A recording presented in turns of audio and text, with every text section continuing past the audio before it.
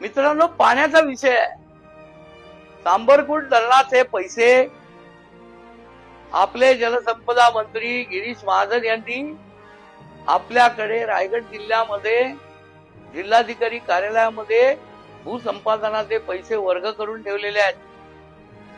परंतु एका साम्यवादी विचारसरणीच्या आहारी राहून तिथल्या आदिवासी बांधवांना भडकवून त्यांच्या पुनर्वसनाच्या विषयामध्ये अडथळे निर्माण करून काय करतायत तर स्वतःच्या कुटुंबाची सत्ता असणाऱ्या या संपूर्ण क्षेत्राला पाण्यापासून वंचित ठेवण्याचं काम ते करताय. मला ती टीका करायची नव्हती, पण ही टीका सर्वसामान्य वाचकांना, पत्रकार आणि प्रसार माध्यमांच्या माध्यमातून सर्व नागरिकांना आणि मतदारांना हे अवगत झालं पाहिजे की अडचणी आहेत तर त्याचं मूळ कारण काय. जर ते पैसे इथे उपलब्ध आहेत तर यांचे जाऊन